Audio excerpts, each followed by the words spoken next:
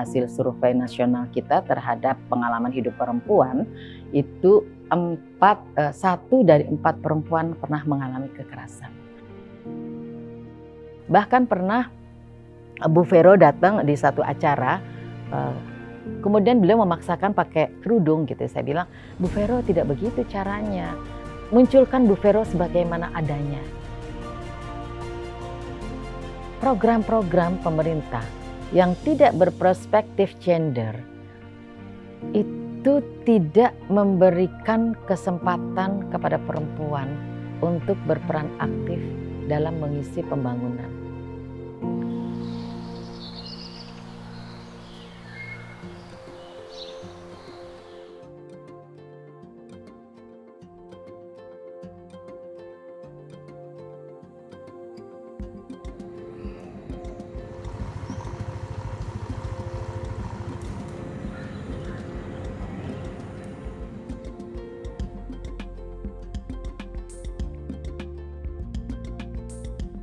Kemudian setelah jadi menteri, yang bikin saya agak berbeda itu karena ada protokol, ada ajudan gitu ya. Jadi kadang kalau saya datang di satu acara, ngapain sih pada nunggu-nunggu gitu. Karena saya biasa yang mempersiapkan acara kan. Kalau acara muslimat harus perfect, siapa yang menjadi LO, dijemputnya di mana, nunggunya di mana gitu.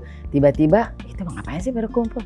Baru sadar kalau oh iya ya sekarang aku menteri gitu. Jadi ada sesuatu yang saya belum move on banget gitu ya terhadap prosedur-prosedur itu. Ya kalau dari segi ini sih nggak ada yang berubah ya. Hanya saja menurut saya jadi menteri itu hanya jabatan, ya maksudnya tanggung jawab. Tetapi secara kehidupan sehari-hari ya biasa ya arifah di situ. Untuk bersama dengan keluarga, saya usahakan sarapan pagi masih sama anak-anak. Kebetulan ada 2 anak yang di sini, karena yang satunya kos karena kuliahnya di UI, jadi kosnya di Depok. Kemudian yang satu masih kuliah di ISI Yogyakarta, ambil jurusan musik saksofon. Nah, yang 2 ada di sini karena satu kerjanya di dekat rumah dinas, yang satunya juga masih kuliah. Jadi masih berupaya kalau pagi itu bisa sarapan bareng. Nah, kalau malam jarang banget. Karena kadang saya sampai rumah jam 10, jam 11 gitu. Apalagi kalau dari kantor kemudian ke Muslimat NU itu bisa sampai jam 1, jam setengah 2 malam. Kalau di Muslimat itu kan kita fokus pada penguatan perempuan dan perlindungan anak sama. Hanya fokusnya saya lebih kepada Muslimat NU, warga NU di seluruh Indonesia gitu ya, dengan berbagai persoalannya. Nah, kemudian sekarang di kementerian fokus yang kita garap sama tentang perempuan dan anak, cuma kami merasa lebih punya kebijakan yang lebih bisa kita berusaha menjadi solusi untuk penyelesaian terhadap persoalan-persoalan yang ada. Kalau waktu di Muslimat kita mengikuti, oh kebijakannya begini, kita ngikuti, kemudian kita punya inovasi dan kreasi bagaimana sesuai dengan passionnya kita Muslimat NU. Misalkan nilai-nilai agama, nilai-nilai budaya, nilai-nilai tradisi, itu yang tetap kita jaga. Nah sekarang kalau di kementerian mungkin lebih kepada kebijakan, karena saya berangkat dari grassroots, maka saya akan mengupayakan kebijakan ini bukan sekedar kebijakan, tapi kebijakan yang memang bisa direalisasikan di tingkat grassroots.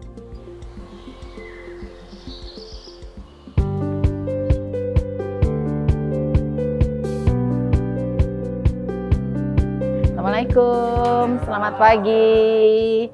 Ya, Mas Reza, ini adalah ruangan untuk call center kita ya. Kalau ada pengaduan dari masyarakat, kenapa kita taruhnya di bawah supaya aksesnya lebih cepat dan mudah.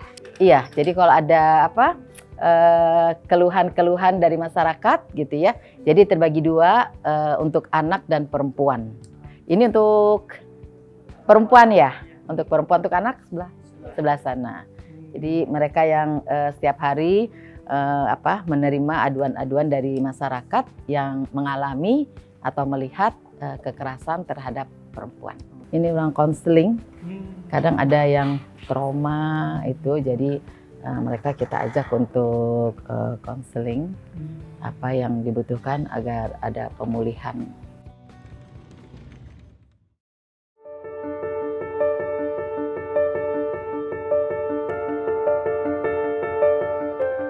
Sebetulnya kalau dilihat meningkat, kelihatannya bertambah karena semakin banyak yang berani untuk speak up. Kalau dulu kan sebetulnya juga ada, tetapi bedanya kalau sekarang orang udah berani berbicara gitu. Jadi kasusnya semakin banyak yang muncul gitu. Nah, kalau dari hasil survei untuk kekerasan terhadap perempuan, hasil survei nasional kita terhadap pengalaman hidup perempuan itu 1 dari 4 perempuan pernah mengalami kekerasan. Tapi sebetulnya ini di bawah angka dunia ya. Kalau dunia itu perempuan di dunia 1 dari 3 perempuan. Kalau kita 1 dari 4, tetap tinggi sih angkanya. Tapi kita sedang berupaya dan ini harus kolaborasi dari semua pihak, tidak bisa dari Kementerian Pemberdayaan Perempuan saja, tetapi berbagai pihak harus bersama-sama.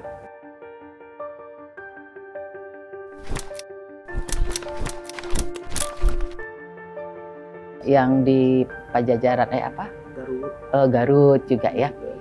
Kami juga terheran-heran ya, kenapa sekarang di dunia kesehatan yang harusnya kita merasa aman ketika kita memeriksakan kesehatan kita, kok sekarang bermunculan.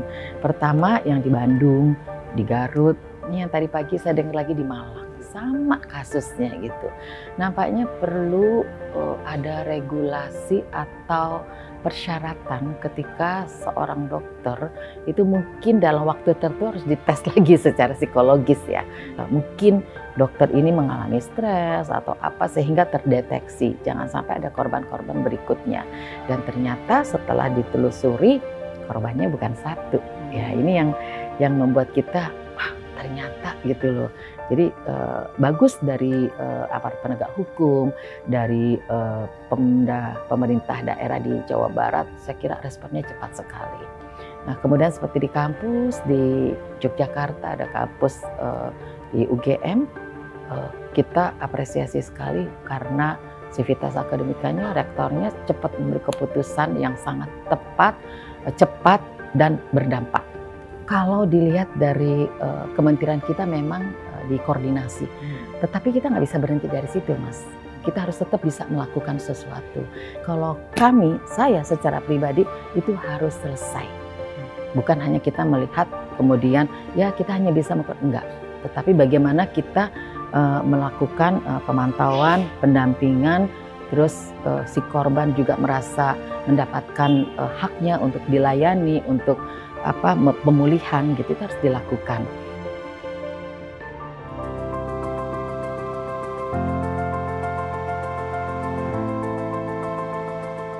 Pak Prabowo ini menyadari banget ya bahwa menteri dan kepala lembaga yang baru dilantik ini berasal dari latar belakang yang berbeda. Ada yang politisi, ada yang pengusaha, ada yang aktivis, ada yang akademisi gitu ya. Nah, bagaimana Pak Prabowo ingin membangun sebuah bangunan Indonesia Emas 2045 bila komponen-komponen yang menjadi pondasi untuk membuat bangunan itu tidak terbangun chemistry-nya. Jadi ini menurut saya ide brilian ya dari seorang presiden Bapak Prabowo. Dan kami merasakan ya, saya secara pribadi merasakan sekali bahwa chemistry itu sudah terbangun. Karena apa? Ketika kita 4 hari 3 malam retreat di Magelang, seolah-olah kami kenal dengan menteri ini udah lama sekali. Beberapa menteri bahkan menyampaikan begini ke saya, Bu Menteri, nanti di Kementerian Bu Menteri itu dananya kecil banget loh gitu. Saya kaget karena saya belum sempat melihat berapa sih anggaran kementerian gitu. Masa sih Pak Menteri? Iya, nanti eksekusinya dengan kami ya Bu. Apalagi ketika saya bertemu dengan Bu Vero gitu, menurut saya justru memberi semangat baru. Awal-awal memang perlu penyesuaian gitu ya, tetapi sekarang kami sudah ya bestie lah gitu ya. Jadi oke, Bu Vero kemana kita ke sini, tapi saya yakin semua itu kita lakukan untuk penguatan di kementerian kami.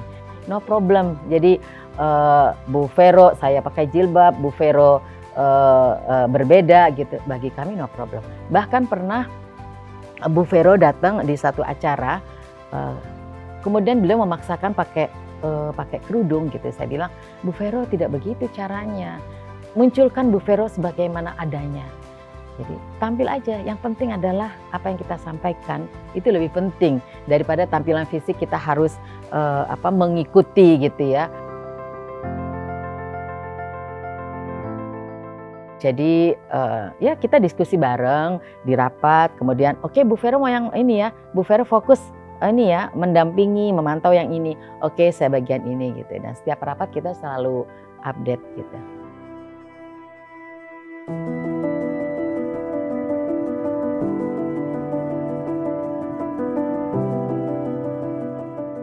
Program-program pemerintah yang tidak berperspektif gender itu tidak memberikan kesempatan kepada perempuan untuk berperan aktif dalam mengisi pembangunan.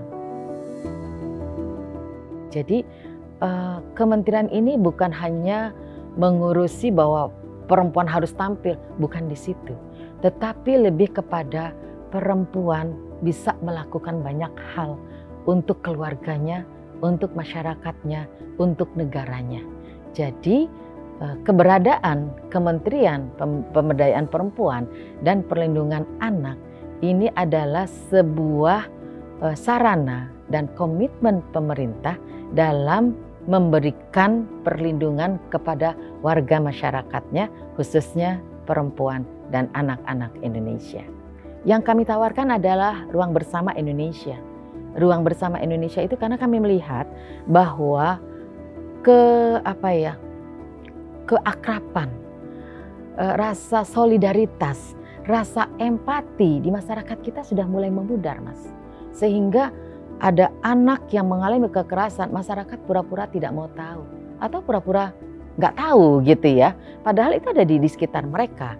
Maka Ruang Bersama Indonesia ini akan membangun solidaritas di antara masyarakat itu. Ayo kita bangun kebersamaan di tingkat desa. Nggak usah yang besar-besar, di tingkat desa aja.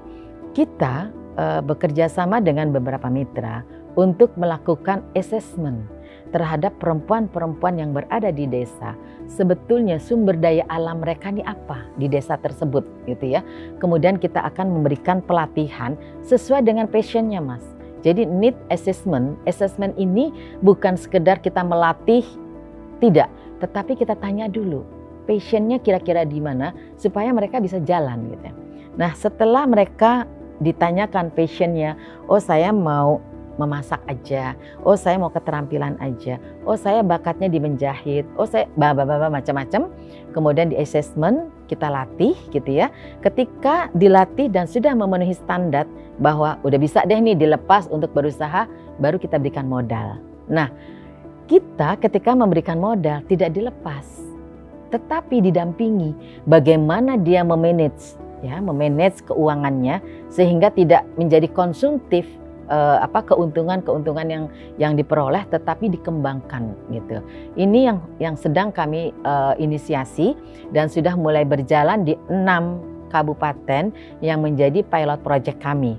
Jadi yang sudah launching untuk Ruang Bersama Indonesia, untuk di Sumatera kami ada di Jambi, kemudian Sulawesi kami ada di Gorontalo, Kalimantan kami ada di Kalimantan Selatan, kemudian Indonesia Timur kami ada di NTT, kemudian untuk Pulau Jawa kami ada di Jawa Timur dan di Banten. Karena kami yakin desa yang kuat ini pondasinya ada di keluarga. Keluarga yang kuat pondasinya ada di perempuan. Gitu. Maka ketika perempuan ini kuat, kita berdayakan, dia kuat, dia sehat, dia mandiri, maka anaknya juga akan menjadi kuat, sehat, mandiri. Kalau perempuan dan anaknya kuat, sehat, mandiri, maka keluarganya akan sehat, kuat, mandiri. Kalau keluarganya kuat, desanya kuat. Desanya kuat, kecamatannya kuat, kabupatennya kuat, provinsinya kuat, negara kita kuat.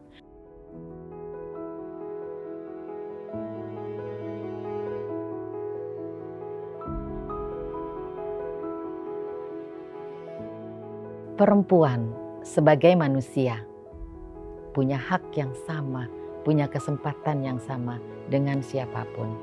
Tidak melihat laki atau perempuan, tetapi sebagai manusia, sebagai masyarakat Indonesia mempunyai kesempatan yang sama untuk mengaktualisasikan dirinya, untuk memperoleh kesempatan sebesar-besarnya untuk berperan dalam membangun negerinya tercinta Indonesia.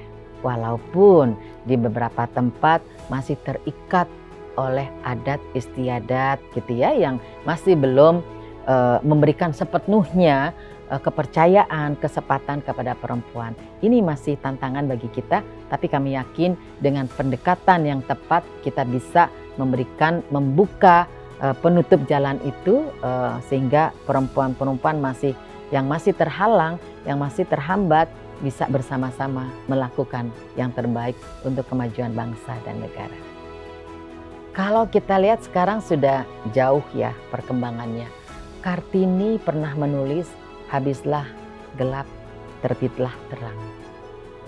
Habislah gelap, terbitlah terang. Terang-terang itu sekarang sudah mulai muncul dan bisa kita lihat dari sosok-sosok perempuan yang inspiratif. Sekarang banyak sekali penggerak-penggerak perempuan yang sukses bukan hanya sebagai parlemen ya, sebagai dewan di beberapa kementerian, perempuan yang menduduki posisi strategis itu juga sudah mulai bermunculan. Akan berbeda ketika perempuan ikut terlibat dalam pengambilan keputusan yang berperspektif gender.